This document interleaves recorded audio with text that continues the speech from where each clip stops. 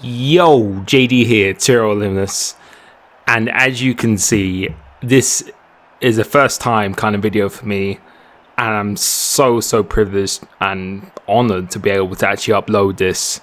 And this is the full point of view of Jarno Opmeer's race-winning esports race, his first win in the esports series.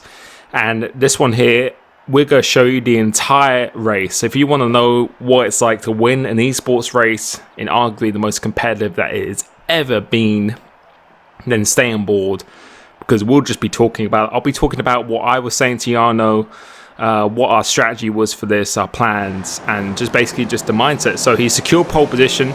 We've got 4 lights, 5 lights, and you can see we're on the medium tyre, and straight away Joni Tomala in the Red Bull, who was our rival in the championship at this point, he gets a much better start. Just pure traction on those softs. And why did we go medium? The reason why we went medium is because, first of all, they're very good race tyre, but also the softs, the pace advantage that you have is just crazy. And the softs really, as I said, they got a really good pace advantage, but they got very badly as David Tanitsa goes down the inside, because I think he knows if he wants to win this race, he's going to have to get past Jarno as much as possible. So going into here, Jarno fights back, making a little bit of contact with the Ferrari, and this is allowing Joni Tomala to actually get away, and we go back into P2. But going back to the strategy itself, we did a lot of preparation for this, as I'm sure most teams do, but we went into every single detail, what would work, what wouldn't work. And it was a risk, of course, but at the end of the day, the decision was really made, because if we went on softs, yes, we probably would have got a good start, but it leaves you more risk to not winning the race, because slipstream is so powerful in this game. Although Jarno got pole position by almost 2 tenths, it's got to be almost impossible. And if you just get held in the pits on the same strategy or something, it doesn't matter how much faster you are, you really need a big element of luck. So in order to completely dispose of that element, we decided to go for a different strategy, because it will be a risk at the start, and as you can see, it looks pretty dangerous, because you're going to be losing a bit of time in the first few laps. However, the softs only really last 3 to 4 laps at the start of the race when the fuel load is a bit heavier, and then they actually start to overheat. It's very prone to overheating, whereas if you go long or mediums, you don't really get undercutted too badly whatsoever, because the pace is just so good. Obviously these races are shorter as well.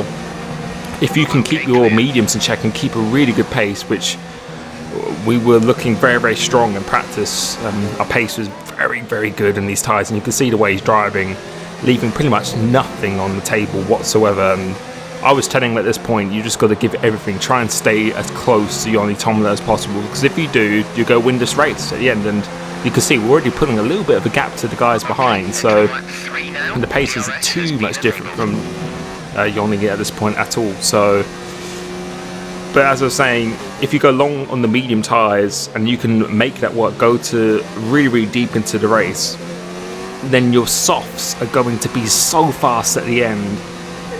The guys ahead of you are not going to be able to defend from it, and that's what I was saying. That's the reason why we're doing this strategy, is because it's just, you know, if you go on the same strategy, there's so much chance that you could get held in the pits. It's not about pace or anything.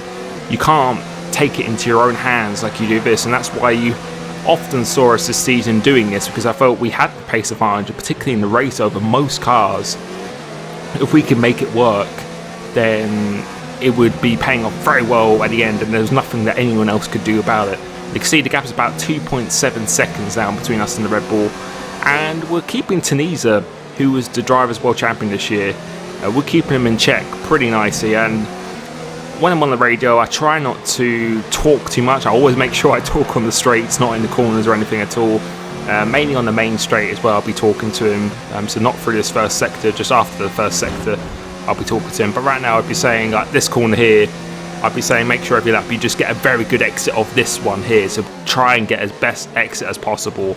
And yeah, defend the position as well. Unless he is very close behind, because now he has DRS. And I think this point I said, just let him go. There's no point fighting him too much here. It's easy to go get past. So yeah, lets him go. Don't want to lose any more time to Joni Tomala, and yeah, we just decided not to really fight too hard on that occasion. So now I said, just make sure you just stick with him. Just save your ERS and put it down to lean, put it down to none.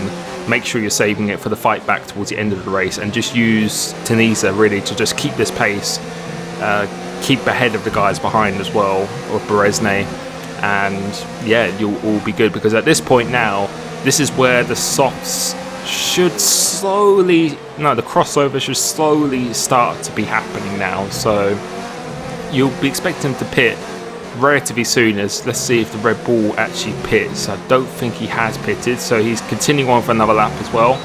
And yeah, just use the DRS now, but I was saying just try and use it as minimally as possible, if I even said that right. Just try and avoid using ERS and your fuel as much as possible. So keep your engine temperature in check, your tyre temperature, and just your ERS usage under control, because once these guys pit, that's the time when you really got to be pitting. And behind the scenes in esports, I don't know if every team does this, but we look at the lap times of all the drivers, so we have a split screen of what's going on. So when these guys pit in front of us, I'm able to tell Jarno what pace they're doing, what lap time, really target lap time to be aiming for, so to make sure that the undercut is not significant at all. So that's really what I'm looking out for, and also if any penalties around us too, because we do get that facility. But now I'm expecting the guys ahead to be pitting. You can see we're getting slightly quicker and quicker, so the mediums, as I said, are extremely durable.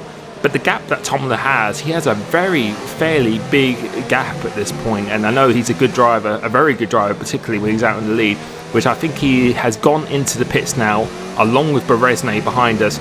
Tunisia, like he did with Bahrain this season, he kind of likes to go a little bit longer, and also with his strategy as well. As I was saying before, if you're on the same strategy, you're very likely to get held in the pits, because there's only really a one lap window, the perfect lap for you to pit really in these 25% races. Whereas if you're on the alternative strategy, especially with the pace that our drivers have, such as Jarno, Cedric and Simon, as now we're coming under attack from Tunisia, we're attacking Tunisia, going down the inside, and that was just an insane move. He just did the dummy to the left. Once he saw Tunisia go to the left, and then we went back down the inside. And at this point, I didn't say anything to him on the radio. I didn't say attack him or hold back or anything. I kind of like to let my drivers do what they really want to do. And no, I think that was the right decision, because our tyres are still going well, and you can see we're actually improving as well. And his tyres, you can see from that yellow, or from the arrow, that his tyres are definitely now starting to go off. So a fantastic move. And yeah, some of the overtakes that our drivers have done this year have just been absolutely insane. But now I expect Tunisia to go into the pits, which he does. You can see behind, he's gone to the pits now. And then reverting back to the strategy, since we were in pole position as well, most drivers would be on the same strategy, just who would normally be outside the top 10 or something. So we have a decent gap, which means we probably won't be getting held in the pits, more than likely. So we're looking at the gap behind. So I was looking at the gap now, it's about 2.7. Really, I would like that to be 3.5 to maybe 4 seconds. So at this point, I was just looking at all the data. I was just looking at Tomala, Tunisia and Berezne. I was looking at what lap times they were doing, and probably about this point every lap, or just down the main straight, I was just telling them what lap times they were doing and how much time they were gaining or losing, or if they were battling, because I have the live stream I'm watching as well. I was just telling him pretty much exactly what's going on, just once per lap. I just want him to focus as much as possible throughout the lap. And then I was also telling him the gap between him and Tim behind. But again, I just said to him, just focus now, just do what we do in practice, just really execute what we have planned to do. And you can see now he's pushing very hard, and because he saved that ERS behind Tunisia, he's able to push extremely hard. Sometimes he goes through 7th gear through there, but I think he's just leaving a little bit of time on the table because he doesn't want to get a penalty or anything at all. And again, putting in rich, putting in hot lap, and you can see by the delta, very consistent, and the gap's gone up to almost 2.8 seconds now. And I'll say to him, if you could try and get that above maybe 3.5 seconds, because the pit stop's normally about 2.5 seconds. If you could get about 3.5 seconds, that would be really, really good. But yes, we are going to go fairly deep into this race, because although they pitted on at lap 5, really they're quite prone to overheating the softs around here, particularly with some people's driving styles. So the later you can leave it without being undercutted, really, the better advantage that you're going to have now. And going through this sector, he was very, very good through this sector. You can see just completely full commitment. No ERS through here, there's no really point using it whatsoever. Always trying to hook this curve very nicely and then putting it back into high again. So we've done 9 laps of this race now, so 8 laps to go, and you can see leaving a bit of room time. So we're slowly pulling away from Timp and all these guys in this race. You know, there is no one who is off pace. Everyone is just absolutely rapid in here, and you can see we are still going quicker, so just showing that the mediums are holding out very well. And you can see we've almost got it to 3 seconds now, so I was telling him to make sure just keep doing what you're doing, just focus hard, and also just telling the lap times that Tunisia, Berezne and Tomola are doing. And I said to him, Tomola has a little bit of clean air, as you can see that blue dot there, but Tunisia is in a battle with Berezne and I think Rasmussen and stuff as well. So those guys' lap times were very, very similar to Jarno's at this point. So I was saying to him, and even Tomola's, I was saying, look, you're not losing really any time at all. As the mediums are maybe starting to go a little bit off now, you're not really losing any time at all. If you keep this up, then you're going to have a fantastic opportunity to win this race. And at this point, Jarno was very close to winning a couple of races. In fact, I knew that he was seriously hungry to do it. So, you know, he's going to keep pushing. See what the lap time is. About 2 tenths off. Taking a very, very nice turn one. You can see leaving almost nothing on turn one. It's 3.2 seconds now. So I said, just coming off this corner, I was just saying that you've pretty much almost done it. You just try and get this to about 3.5 seconds. If you can do that, then you're not going to be held in the pits. It's Tunisia does this 12.8. And Jarno came onto the radio and said, how the hell did you do that? And I said, that's because he had DRS. So, you know, that was one quick lap from him, but all the other laps have been actually the same, if not a little bit slower than what Jarno is doing, with Tomola lapping about the same pace as Jarno. So, you know, you can see there's a group of cars there coming down the straight. We'll probably go come out amongst those cars. So we really need to push every inch. If you could just get ahead of someone, it can make such a big difference. And this is what he's doing now, just giving it absolute full beans. 3.3 seconds now, and I think this is probably a good, reasonable gap to the car behind. And let's see, go through here now. Not sure if he is going to pit this lap. He doesn't. He continues on for another lap. I'm pretty sure it will most likely be next lap when we will be pitting at the end of lap 11, or maybe even a lap later, if I can try and jog my memory right. And again, just putting everything on the table. And let's see if anyone's pitted from behind. They have. So Timp has actually pitted now, and now it's Tom or Cedric Evo, CRG Evo. Our teammate is actually behind now, so we are definitely not going to be held up. So this is a perfect position. Benito sets another quickest lap. Again, I think they are on the soft tyre. I think, no, he's not. He's on the medium tyre, I think, but he's not really at the front, nearest the front. But I just kept on saying to Jarno, you're going to come out in a very good position. If you could keep this pace up, you'll come out very, very close to Rasmussen. I always count how long the pit stop is really, and the gap we've got behind. I said, you know, if you could keep doing this, you're going to be right with them. And since Tomola's in the lead, it's very important. If we could get out ahead of Rasmussen, that would be phenomenal. So going through this last sector, still keeping a lot of our fuel and ERS, and now we are going to go into the pits, making sure we're staying within the white line. Very, very important that we do this. Coming to here, you're allowed to cross this white line here. There's some rules in Canada, the event before, that you weren't. They changed that for this one. It's mainly when you go out the pits, you have to stay in the white line. So going through this pit stop, not going to be held at all. 2.5 seconds. And now let's see. Let's look at the dots. So you've got Yoni Tomola going past now. And you can see he's made up a little bit of time. And you can see we've got Tunisia out ahead of us. We've got Berezne. And now we've just come out ahead of Frederick Rasmussen. And that was crucial. That was absolutely crucial, because if we didn't get out ahead of him, I think he would have made it a very, very tough time. And now at this point, I said it is all yours. This is your race to win. And I didn't say if he wanted to overtake Bresnay or not, but you'll be able to see here now, he knew what he had to do. So he goes right down the inside of Bresnay, and fair play to him, he leaves a lot of room. I knew that Jarno was going to do that. He knows what he has to do now. He has to make these tyres work, and that was another insane move that he did here. And I just said, fantastic, just take your time with Tunisia, just get him on the main straight, don't need to overtake him this last sector, just do a nice easy overtake, so just save your fuel in the ERS as usual. And you can see Tomler is not far ahead. I actually think we hardly lost any time, because his pace was pretty much on par with him, and that's what I was saying to him in the first stint. So you can see how much more grip we have in Tunisia at this point. You know, it's a very, very OP with these tyres, and we're in a fantastic position now. So leaving a little bit of room on the table. Again, just putting down to low ERS and no fuel or anything at all. Just get a very nice exit, and this should be a very comfortable move here. So putting up to high overtake with the DRS, got quite a slippery car on the straight line as well. And you can see Tunisia not even defending, because he just knows there is just absolutely no point. And I just said, GG, now go and get that win.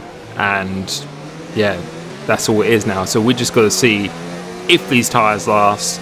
In practice, they did last very well at pitting at this point in the race. So we'll be able to see how much we actually gained through these sectors. And you can see already with the white arrow behind that we are just pulling away so quickly from Tunisia.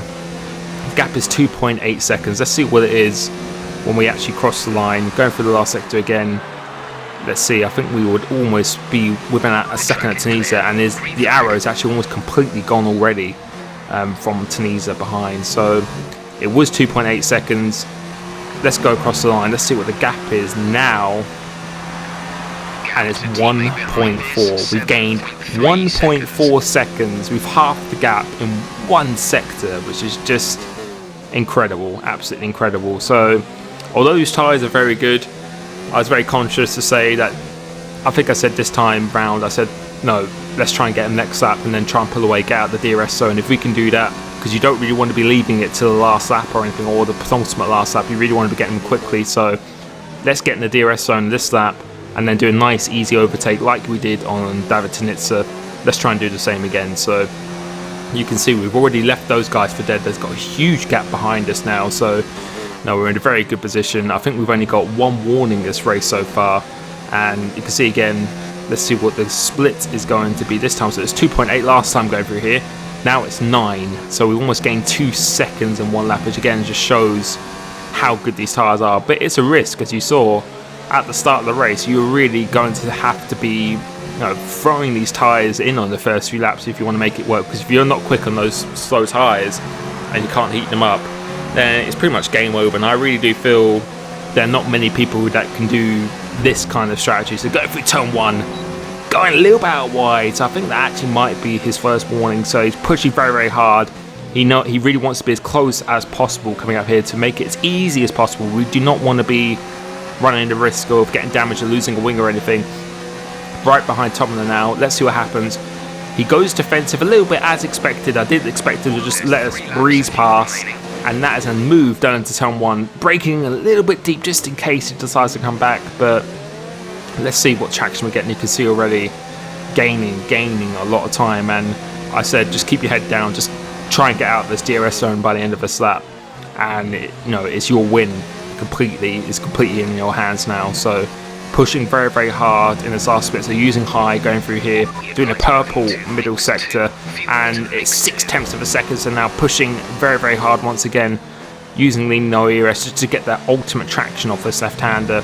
And we should just about be 1 second ahead. So you can see using a bit of medium now, then go back up to high, then overtake. Should be the quickest lap of the race as well, which it is, 12.3 and 1.1 seconds, so just out of that DRS zone. And I just said now, just try and keep extending the gap and just keep it easy. You've got 1 warning, try and let's get another 2 warnings, and the race is just completely yours. and running overtake just to temp down the first sector. 1.1 again, so it's still proving that the mediums, you could see, particularly in our first stint, that they are very durable and not horrendously slower. Suddenly we're so much faster only because we just got much fresher tyres and on a fresher compound as well. And you can see by our tyres there, they weren't in bad condition whatsoever. So let's see what it is going through this middle split now. You can see we can still see a slight bit of an arrow, which is always discomforting. You want that completely eliminated. And let's see here now, the tyres are starting to go off ever so slightly, so not gaining as much time, which is why it was so important that we got him early. If we were behind him now, going into this last lap, I think it would have been extremely difficult and would not have been easy to overtake at all. So we've got plenty of fuel, plenty of ERS for the last lap, making sure we take it nice and clean through turn 1. So you can see through here, leaving quite a bit of room on the table. 1.6 seconds now, and I just said just enjoy this last lap, it's completely yours, and yeah, just enjoy the moment. So coming up through here now, all he has to do is just keep it on the track. If it had been me, I'll probably spin off or something like that, most likely, seeing how my league races go nowadays. But say using all of his ERS and fuel, he can afford to use it at this point. And still got that white arrow coming through, but you can see on the mini-map, got a big gap, and Jarno, he has made the strategy work absolutely incredibly. He drove absolutely awesome. Whereas Tino Nakarinen, he set the fastest lap because he was outside the points. He's the very bottom car at that hairpin, or going to sector 1, sorry, because he had an incident or something like that. And we've almost pulled 2 seconds now. And yeah, I have to say, I was just so happy for him. He really deserved probably a win earlier than this as well in the season, and yeah, to make these tyres work. And the overtakes that he did what he had to do. He crosses the line to win his first esports race, first of many esports races, and yeah, what a drive. And if you enjoyed this video where I'm talking about the strategy, the thoughts, the mindset of everything that's going on, please leave a like, because I will be uploading more of these as well, because I've got footage for pretty much all the races. So please let me know if you'd like me to continue doing that. I thought this would just be a really informative video, give you a great insight of, this is a race winning POV of an esports race. So I really hope you enjoyed that. Thank you so much for supporting me, supporting my channel, supporting Renault, supporting Team Vitality, our drivers, Jarno, Cedric and Simon. And it means the world to us. And yeah, thank you so much. I'll catch you soon. Peace.